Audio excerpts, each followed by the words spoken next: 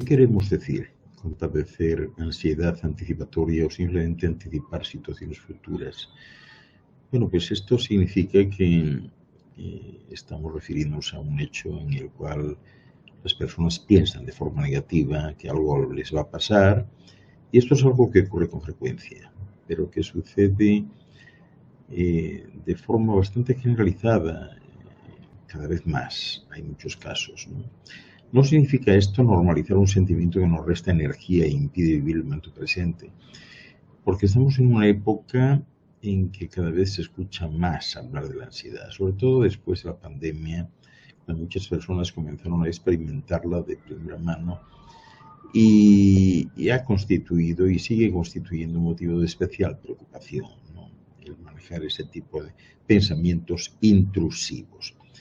¿Pero qué es eso de la ansiedad anticipatoria? Bueno, pues esto se refiere básicamente a la preocupación excesiva y debilitante por eventos que pudieran ocurrir en el futuro, enfocándose principal o exclusivamente en los resultados negativos que estos pueden acarrear.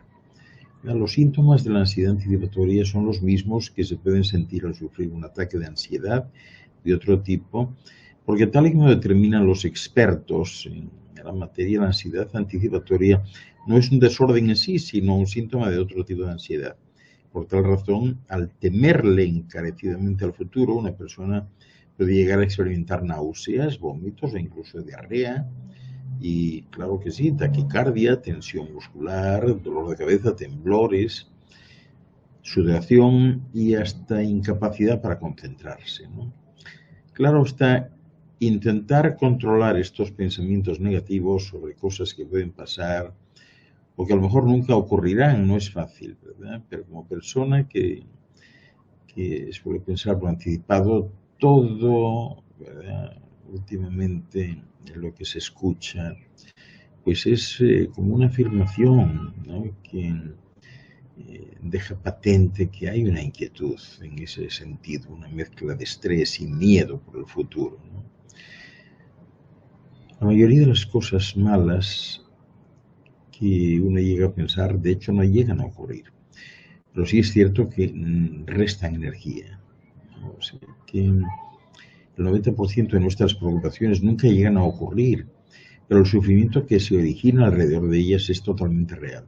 Casi nadie ha recibido unas enseñanzas que le permitan decidir cómo usar su mente, sino más bien todo lo contrario. Y así la educación basada en el control, que se denomina estilo de crianza autoritario, da lugar a vivir en una constante y frustrante ilusión de control, cuya manifestación más habitual pues es la presencia casi ininterrumpida de pensamientos intrusivos, que son aquellos que aparecen sin ningún control de la mente consciente e imposibilitan el estado de flow.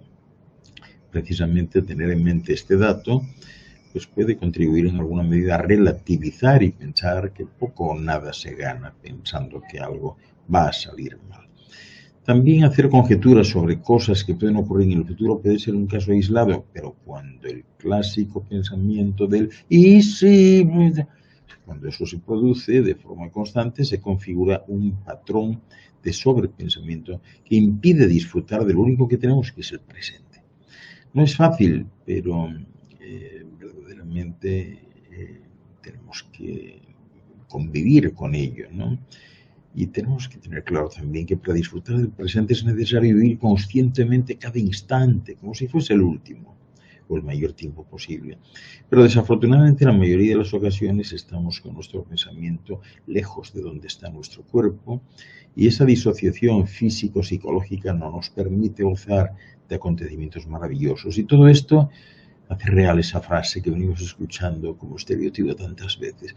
Vivimos lamentándonos por el pasado, preocupándonos por el futuro y no disfrutar del presente. Y resulta que el presente es lo único que tenemos, ¿no? Por eso, como decía Wilmington en una ocasión, nada de preocuparse, hay que quitarle el pre, dejarlo en ocuparse. Preocuparse significa ocuparse anticipadamente de algo, ¿no? Y la preocupación lleva a la inactividad y la ocupación a la reacción, a la búsqueda de posibles soluciones. La capacidad de ocuparse de estos sucesos que frustran Pues resulta que es una habilidad que gozan las personas funcionales, las que tienen capacidades de afrontamiento y se ocupan en resolver los conflictos en el momento en el que esto ocurre. Preocuparse es el polo opuesto y tiene que ver con el desasosiego, la inquietud y el temor por algo que consideramos negativo. Y aunque la teoría no siempre es fácil de llevar a la práctica, cuando los pensamientos negativos por el futuro impiden pensar en el presente, hay que tener en cuenta otra gran frase de muchos libros e investigadores que sugiere que cuando elegimos ocuparnos, las conversaciones de posibilidad generan emociones mucho más positivas porque nos sentimos con capacidad para resolver los problemas de nuestro día a día. Al actuar, además, las preocupaciones tienden a desaparecer. La acción es el mejor antídoto para el estado de ánimo preocupadizo, preocupante. Esto ha sido todo. Espero que os ayude a conoceros un poco mejor.